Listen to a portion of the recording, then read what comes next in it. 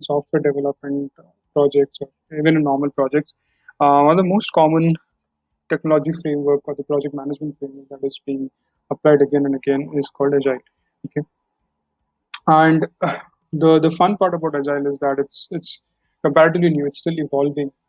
It's a great thing to learn as if you are interested in managing projects. If you're into delivery, you want or you excel in delivery management line, then you should look at Agile as a model. But it doesn't mean that waterfall is something which we shouldn't look at. It's also a very effective model as well. But my target over here is not to make you guys choose between one of these models, but rather to tell you guys that okay, there are two models and you can compare, and you can also make sure that you are using one model versus the other as you require in your projects.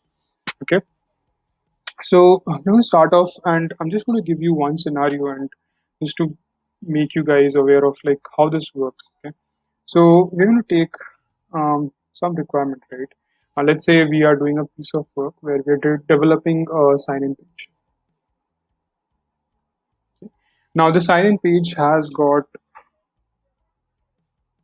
various sections. It's got a username, it's got a password, and let's say it's also got an OTP feature. It's got three features that you need to develop, and let's call the sign-in as the feature, and these are basically sub-features just to make things simple. It's like one feature is made of multiple sub-features.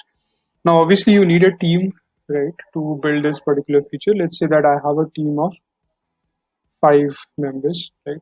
And for the sake of argument, let's say like these teams are not like a developer and a QA and BA and all those things. It's just a team of 5 people where everyone can individually do the work that they have assigned. Okay, and all of them can do the same piece of work. They are equally efficient, right? And there is no human errors or like other those kind of considerations that we need to do.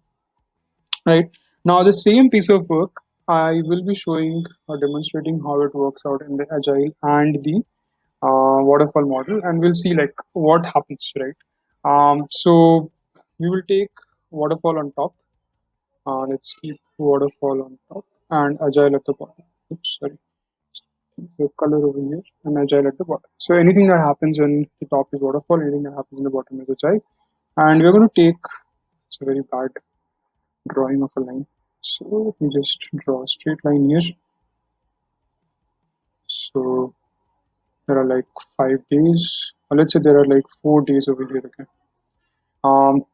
Right. So there are like 0, 1, 2, 3, 4. Let's say there are 4 days that or 5 days that you're working. It's a week. In a typical project, like, there's something called a day zero, which is like kind of just to see that we are doing some work which is not actual work, but it's still like important, so we'll just do it, right?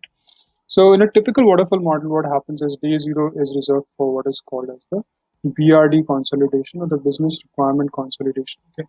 So now this BRD is basically the client's requirement. And in this case, what happens in BRD is that the client comes and says, I need a sign-in feature with the sub-features called username, password, OTP, etc. And this is the final documentation. The important thing that you need to understand here is that this BRD is a final document. It cannot be changed. It's signed off by the client. Okay. So before that, during this day zero, you can have n number of conversations with the client saying that okay, this is what is possible. This is what is going to take us more time. This is going to take us less time. All those kind of discussions that you need to do regarding the work. All the doubts that you need to clear with the client. Into understanding what exactly the client wants, you can do it in day zero, right? But once that day zero is over, okay, you cannot revisit the business requirement document. This is a finalized version, right? Now, once this BRD is completed, what happens is you start doing the development piece of work. So you do the username over here, you do the password.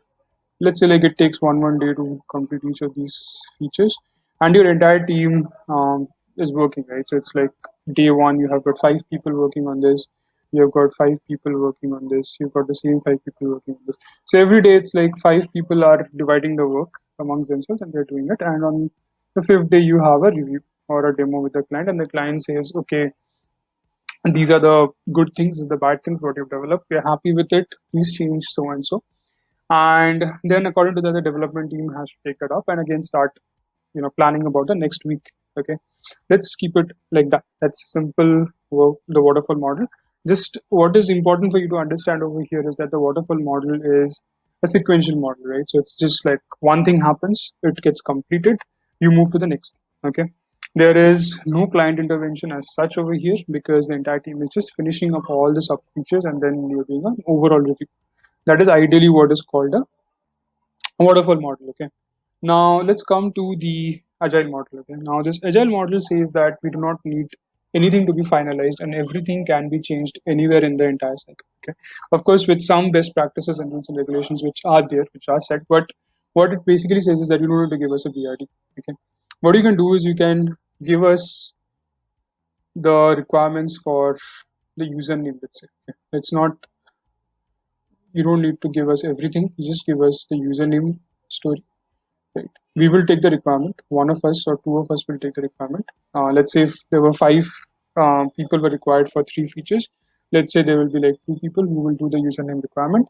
In the meantime, the other team members are not doing anything as such. They haven't started. But after zero point 0.5 days, like after half a day, what will happen is I have got three developers and I'm going to just put in two developers to start working on the username. Okay, now let's say the username story when five people were working was taking one day. Now obviously you're reducing the capacity to half, so they are going to take somewhere around 2 days, right? So it's like one and then another one, so it's going to go until over here your username work will continue. Okay, so the username development piece is continuing over here and there are two people working in this. Okay, because you're reducing the capacity to half almost, right?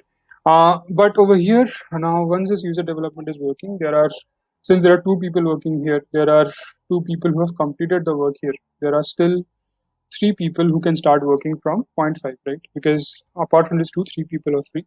So out of those three, again, what you can do is you can take two people and tell them to start doing the requirement for the password. Again, since over here it was taking half a day, now we're reducing the capacity to half.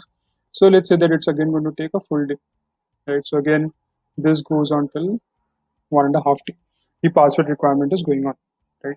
Now there is only one person who is left out again, right? This is again two people working on this. Now there is only one person who's free, right? Who is uh, basically free to do anything. Okay.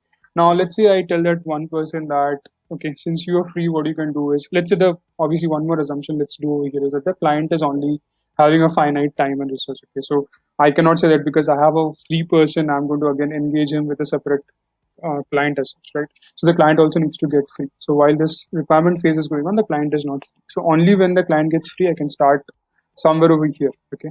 And what I'm going to do is I'm going to say that okay, since you are at the 1.5 hour mark, what you can do is that you can start that one person can start doing the OTP feature, right? Again, it was taking somewhere around half a day. So now what can happen is we can take one day, right? So it's going to start at 1.5 and it's going to go on for a whole day. So somewhere till here it goes on, right? And that is the OTP requirement that is going on. Okay. Now over here, what happens is while this OTP work is going on, that's fine. But once this password requirement is over, there is basically no one to work, right? So once the password requirement gets over, there is a question whether do you want to take an OTP requirement now and like not do any development work, or do you want to straight away start development? Now remember, like our team is flexible, so it can do anything. It can do development, it can do requirements, everything. There is no classification as such. Ideally, what I would do is like I would start doing the development work over here. So instead of engaging this one person to do an OTP requirement, what I'm going to do is I'm going to tell that person, uh, take a couple of days, right? So from here, go on till over here, but finish my password development. So it's now one person working, but I have increased the timeline because over here it was like five people working and I gave them one day. Now it's like one person working. Let's give him more days. Okay, let's even like just be generous with this person. Oops, sorry.